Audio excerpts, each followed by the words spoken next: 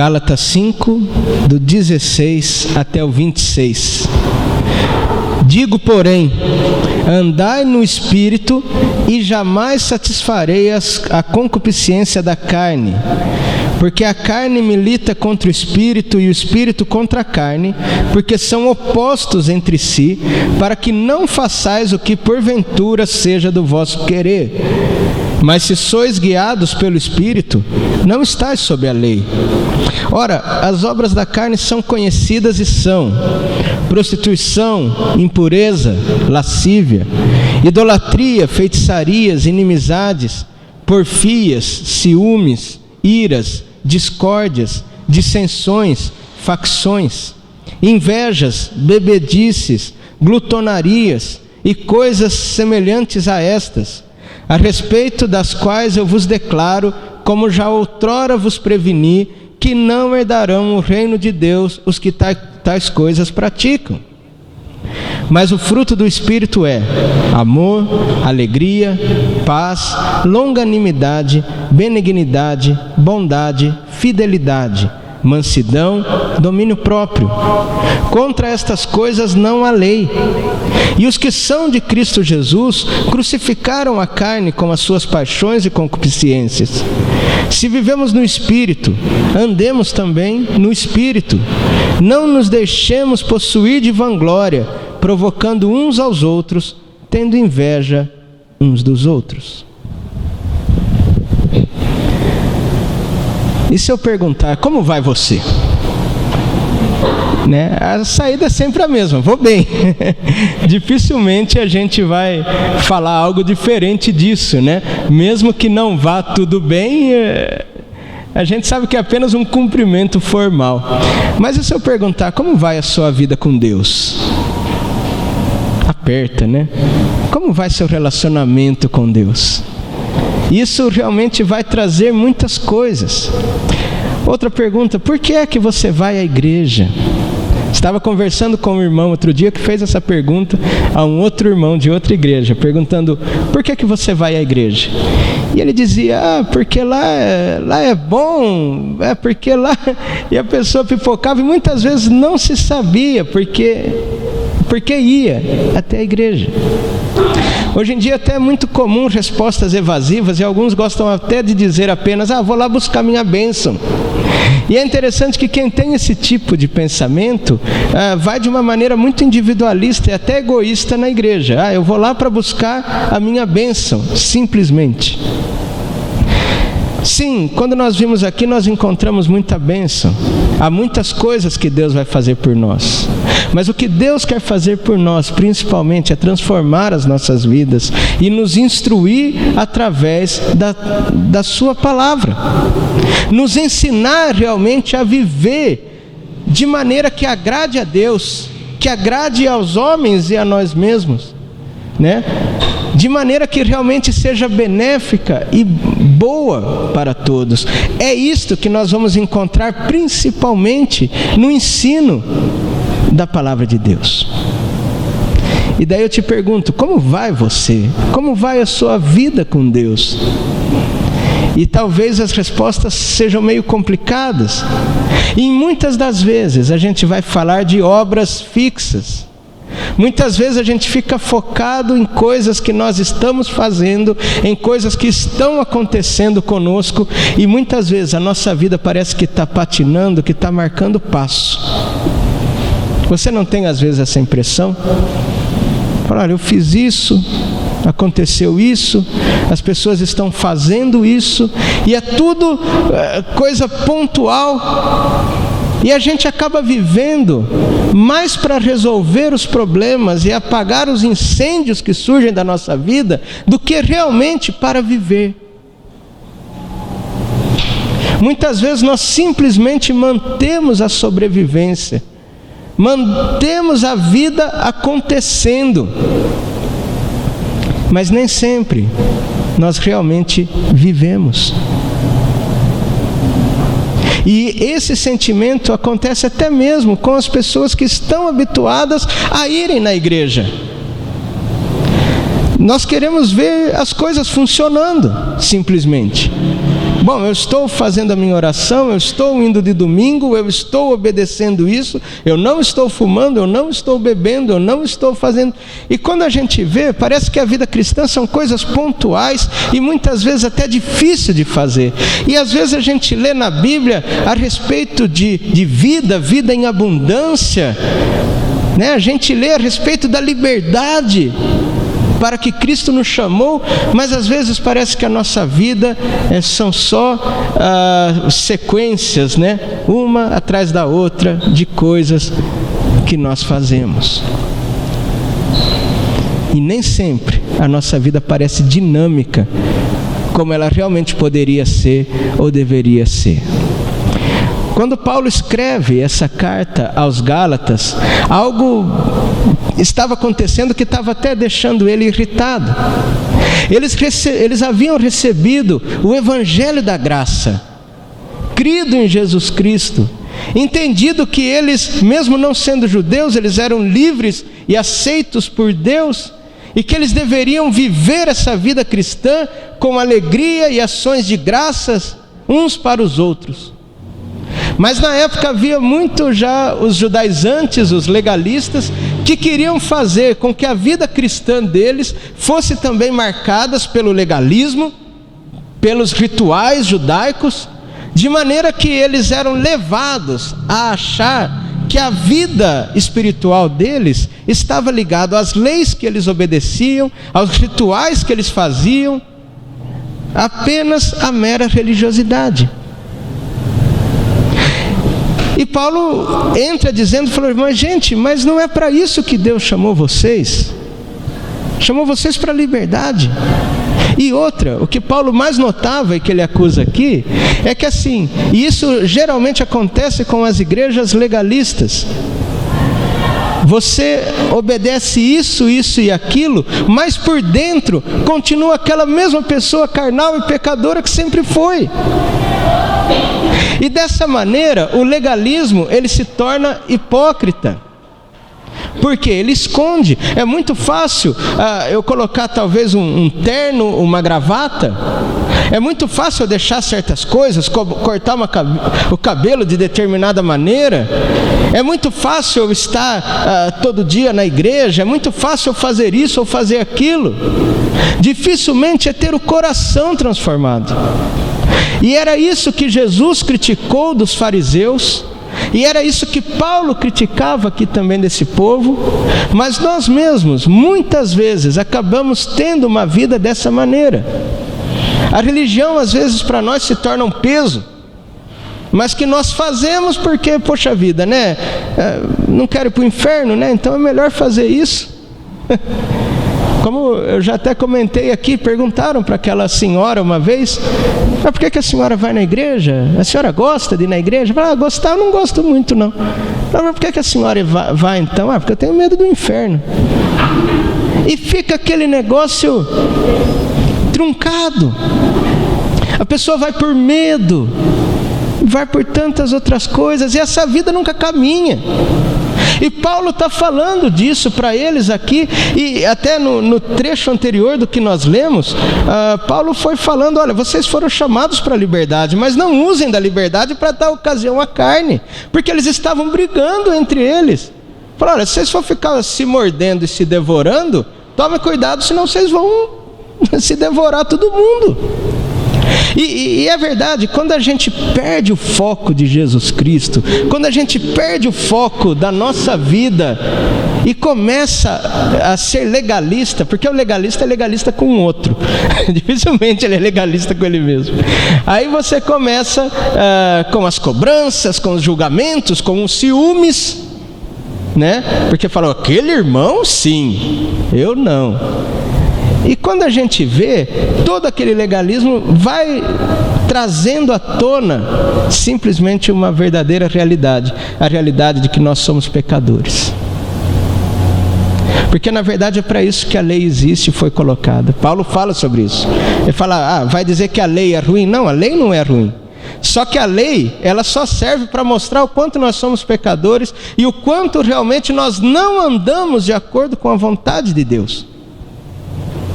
O que nos salva realmente é Jesus Cristo. Jesus Cristo, quando Ele veio para esse mundo, Ele inaugurou aqui uma nova era, o reino de Deus, o tempo do Espírito. Nós estivemos estudando aqui nas quartas-feiras a respeito disso. Quando Paulo fala sobre carne e sobre espírito, por carne ele entende o seguinte: não meramente o corpo, como às vezes a gente pensa, mas carne é todo o sistema humano produzido pelo pecado. São sim as nossas paixões, os nossos desejos, as nossas estruturas, até as nossas religiões, as nossas leis. Tudo isso para Paulo é considerado carne. São as coisas antigas, as coisas que já deveriam ter ficado para trás. Quando Cristo veio, Ele inaugurou a era do Espírito Santo, onde nós vivemos no reino de Deus pela vontade do Espírito, e ali nós somos guiados pelo Espírito de Deus. A era que vai se acabar é essa era da carne. A era que vai viver para sempre é a era do Espírito Santo. E nós hoje ainda vivemos meio que numa tensão entre os dois, entre o Espírito e entre a carne. Por quê? Nós já fomos salvos por Cristo, conhecemos a palavra, mas ainda vivemos na realidade, nesse mundo criado pelo pecado, e é aí que está a nossa luta, chamada de santificação. Muitas vezes, ao invés de buscarmos a santificação e a transformação das nossas vidas em Jesus Cristo, pelo Espírito que opera em nós, é muito comum nós buscarmos a religiosidade, o legalismo. Muitas vezes a igreja serve mais de compensação pelos pecados do que propriamente de arrependimento e perdão e transformação de vida. O que eu quero dizer com isso? Às vezes você passa a semana distante de Deus, não abre a Bíblia, não faz uma oração, cheio de pecados e tal, mas você fala: bom, mas no domingo eu vou na igreja. E daí parece que apenas vir na igreja vai compensar os erros que você teve no meio da semana, simplesmente isso. Sendo que, na verdade, o momento do culto, o momento do verdadeiro cristianismo, é o momento onde nós realmente nos arrependemos e pedimos para que Deus venha e transforme nossa vida, para que nós andemos no Espírito. E é justamente isso que Paulo está falando para os Gálatas, e que também é para nós. Ele diz: andai no Espírito e jamais satisfareis a concupiscência da carne. Note, não é uma questão de qual lei você obedece, a questão é onde você vive. Onde você vive? Ou você é uma árvore do quê? Ele vai falar do fruto do Espírito. Qual é a sua raiz? O que está dentro do seu coração? É isso que vai fazer a diferença. Aí ele vai dizendo então sobre as obras da carne e sobre o fruto do Espírito. Até eu gostaria de dar uma pequena palavrinha sobre essas duas palavras. Olha que interessante. O que é da carne ele chama simplesmente de obras. Obras, coisas que a gente simplesmente faz, como se fosse simplesmente uma resposta da carne, do pecado que está dentro de nós. Obra é uma coisa estática, pontual, que você simplesmente faz. E muitas vezes não sabe nem porquê.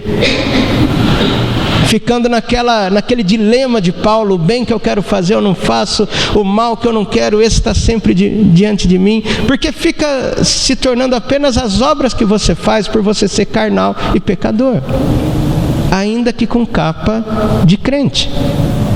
E daí ele vai dizendo: ora, as obras da carne, olha que legal como ele põe, as obras da carne são conhecidas.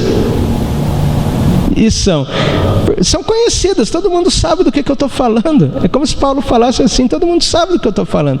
Tem outra tradução que diz: as obras da carne são manifestas. Não tem como esconder, as obras estão aí. É como se ele dissesse: ok, vocês estão aí com uma capa de religiosidade, de cumpridores da lei, uma capa de religiosos, mas olha aí o que vocês estão fazendo. Isso é obra da carne. São conhecidas, são manifestas. Não adianta esconder. E daí ele vai falando sobre quais são essas obras da carne. Elas são conhecidas e são prostituição, impureza, lascívia. Que coisa forte, gente. Ele começa falando já para a igreja. Note que ele está falando para igrejas aqui. E ele já começa a falar das obras da carne de maneira geral. E ele começa a falar de prostituição, que nós sabemos é o corpo que é vendido, o sexo que é vendido, que não vale nada. E a gente sabe muito bem que a gente vive numa era onde realmente parece que os corpos, as pessoas, a sexualidade não vale nada. Serve para vender as coisas, serve para agressividade. A própria impureza que está nas nossas mentes e corações, a própria lascívia, que tem a ver com esse desejo sexual, sensual, fora, pervertido. Paulo começa falando sobre esses três. E daí muitas vezes você vai dizer, bom, mas tudo bem, esse problema eu não tenho. Alguns têm mais, outros já têm menos, é aquela coisa toda. Isso aqui, gente, é o que nós somos. Paulo, ele tem uma visão sobre isso que é muito interessante. Lá em Colossenses, ele fala inclusive daquele pessoal que gosta de mostrar piedade, culto a anjos. Quer ver que interessante?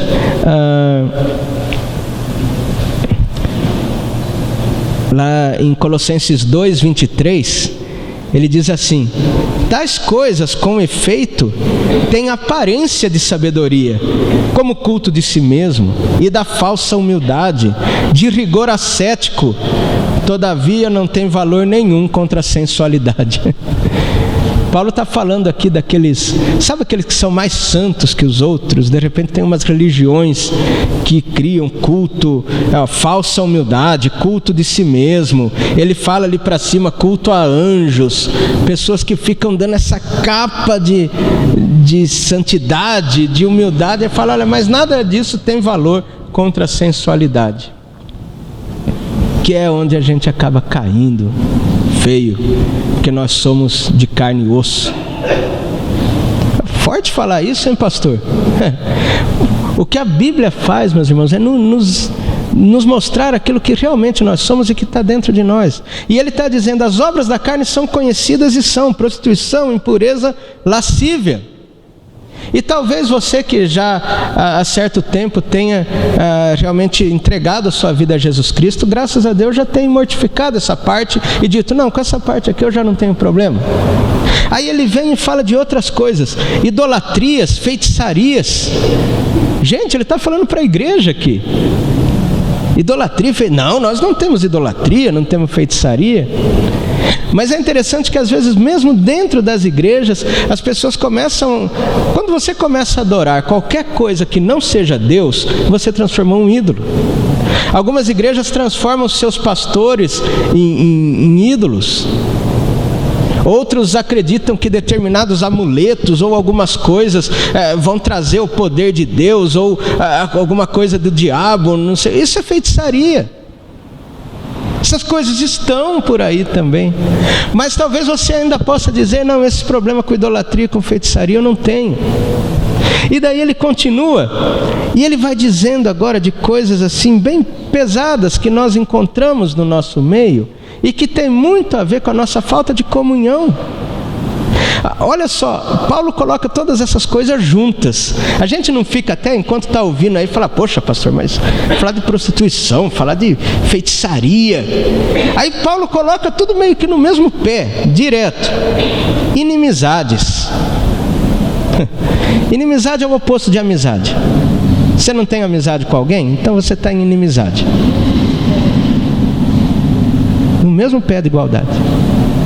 Inimizade, porfia, que tem a ver também com briguinha, rixa. Ciúmes. Ciúme é obra da carne, gente. O pessoal tem uma criatividade, né? Outro dia fizeram uma frasezinha de Facebook lá, dizendo, eu tenho ciúme sim, porque Jesus mandou dividir o pão, não o namorado. Põe Jesus na história ainda, gente. Põe Jesus na história. Ciúme é obra da carne. Ciúme é condenado. Dentro da igreja tem ciúme também. Fala, mas ele toca, ele canta, eu não sei o que, ele prega. Iras, né? discórdias, a gente briga, são obras da carne. Dissensões, facções, a ira, a discórdia vai ficando tão grande que a gente cria 2, 3 grupos, divide, briga, um não se dá com o outro e todo mundo já viu. Como ele disse, as obras da carne são conhecidas e são. Gente, isso é carne. Isso é carne, tá? Todos nós fazemos? Sim, é disso que eu vou falar. Mas é para ver que nós estamos ainda sendo guiados pela carne. Essas obras vêm daquilo que nós somos, carne, pecado. E ele continua, inveja, é obra da carne, bebedice, né? A gente fala sempre tomar um pouquinho, aquela coisa, tudo bem, mas a bebedice é da carne, glutonaria, que é comer demais também é pecado, viu? Olha lá, Léo. O pessoal fala, não, eu não bebo, tá, mas vai no restaurante, quase acaba com a comida. Pecado do mesmo jeito, é da carne. Né? É fácil porque às vezes a gente vê o pecado dos outros, né? Tem até aquela historinha conhecida do baiano deitado na rede, e o padre passou e viu e falou: você sabia que preguiça é um dos 7 pecados capitais? Ele virou e falou: é inveja também.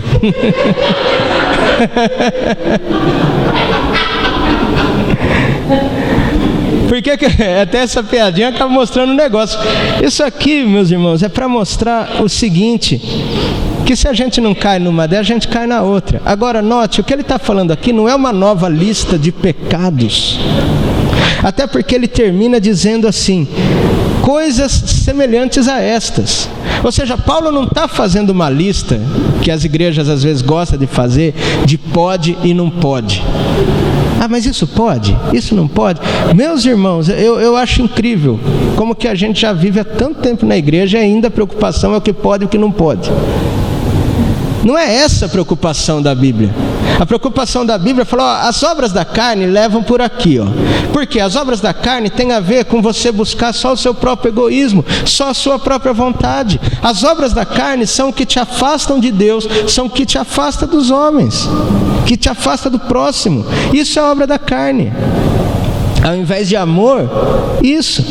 E ele, olha, e daí ele diz: glutonarias e coisas semelhantes a estas, a respeito das quais eu vos declaro, e como já outrora vos preveni, que não herdarão o reino de Deus os que tais coisas praticam. Aí você vai falar: pastor, estamos perdidos, porque só eu caí nos 3, 4 aqui. O que ele quer dizer aqui justamente, meus irmãos, é que essas coisas não fazem parte do reino de Deus e da vida no Espírito. Nós temos, porque nós ainda somos carne, porque nós ainda estamos com o pé, né, fincado. Mas é aí que está o ponto. Aí que está a questão da nossa religiosidade, porque alguém de repente pode ler isso aqui e dizer: bom, então eu não vou fazer essas coisas aqui para eu ser salvo. E a gente consegue por um certo tempo e depois cai de novo. E não é isso que Jesus está sugerindo. Não é isso que Paulo está sugerindo aqui. Ele quer mostrar aqui um caminho excelente. Nota, isso são obras. Essas coisas nós fazemos por causa da nossa natureza carnal e não deixam de ser pecado por causa disso. Mas ele já falou lá no começo: olha, andem no Espírito e vocês não vão satisfazer as paixões da carne. Porque isso tudo são paixões da carne. Tudo isso que nós lemos aqui, nós podemos até falar mal, mas nós gostamos. Porque se não gostasse, não fazia. Todo mundo reclama de fofoca, mas a fofoca não acaba. Então tem alguma coisa errada.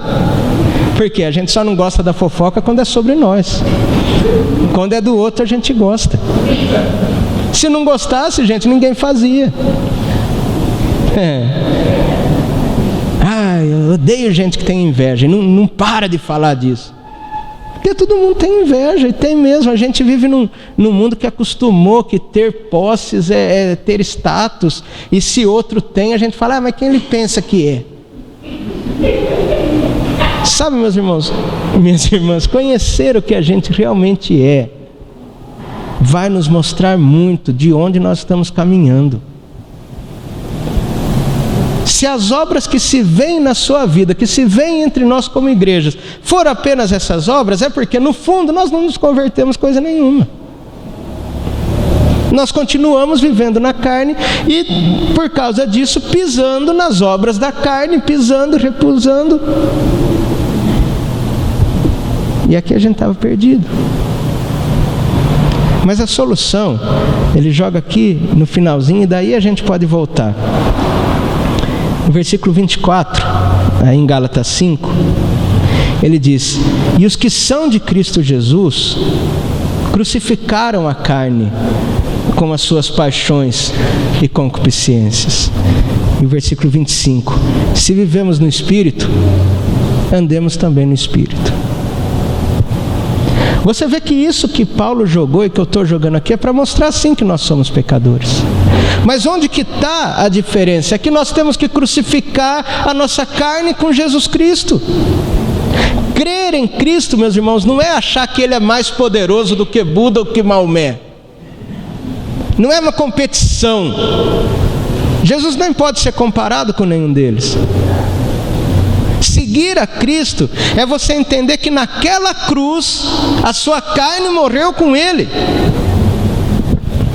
e que da mesma maneira que Ele ressuscitou, você também agora vai viver de novo uma nova vida no Espírito. Meus irmãos, cristianismo é isso. E qualquer cristianismo que não passe pela cruz, ele é falso. Ele é falso. Cristianismo que não ensina o pecado, não ensina a salvação em Jesus Cristo, ele é falso.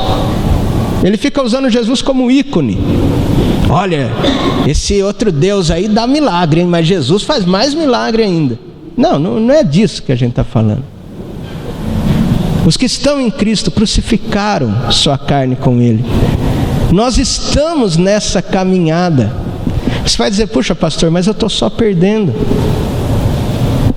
Procure a Jesus Cristo, ore, se arrependa dos seus pecados. É claro que essas coisas estão ainda na nossa carne, porque nós estamos sendo salvos. Isso se chama santificação. Nós fomos salvos um dia por Jesus Cristo, mas nós estamos em santificação, em purificação até lá.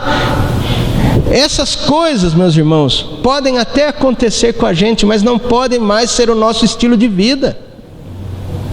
É como alguém já disse: você não pode impedir que um pássaro pouse na sua cabeça, mas você pode impedir que ele faça um ninho. E a gente às vezes tem aquela coisa de dizer: ah, não, tudo bem, não tem nada a ver.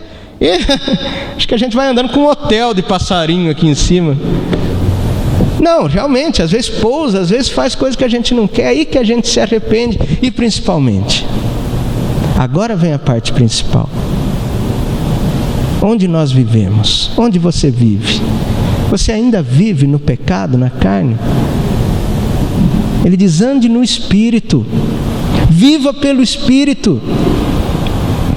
A questão é: onde está seu coração? Onde está a sua mente? E daí, gente, eu acho tão lindo, sabe por quê? Ao invés dele falar de obras do Espírito, ele fala de fruto do Espírito. Isso é lindo, porque obra simplesmente é uma coisa que você faz e repete. Mas quando fala de fruto, não é algo que você faz, é algo que é produzido dentro de você. E Jesus já falou certa vez: é pelo fruto que você conhece a árvore. Você é fruto do quê? Que frutos as pessoas colhem de você? Porfia, inimizade, ira, discórdia, ciúme? Então você é um pé de carne, um pé de pecado. O fruto do Espírito, ele é produzido aqui dentro pela cruz de Cristo, pelo Espírito Santo que agora está em nós. E o fruto é produzido porque a gente não consegue produzir da gente mesmo. Jesus falou também, né, que eu sou a videira, vocês são os ramos. Todo ramo que está em mim, esse dá fruto. E o que não está em mim, não dá fruto, é cortado. Aí ele diz: o fruto do Espírito é amor. Já começa aqui. Você vê que nenhuma dessas coisas aqui tem amor. O fruto do Espírito é amor. O fruto do Espírito é alegria.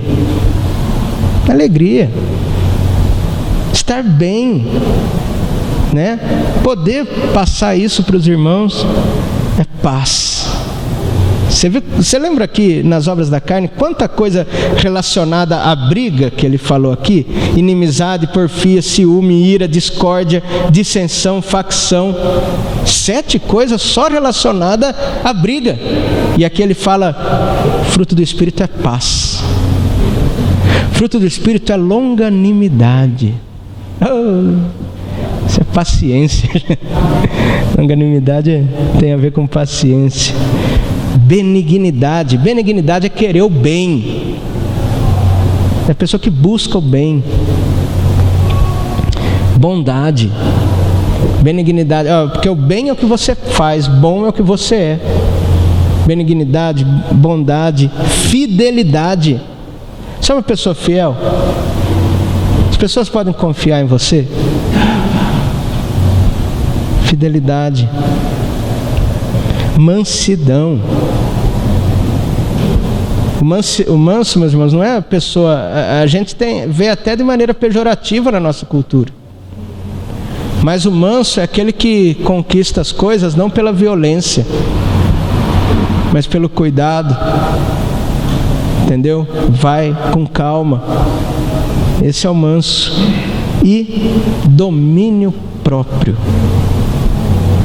Porque a gente lê essas listas e fala: mas eu não consigo. Se for depender disso, eu não consigo.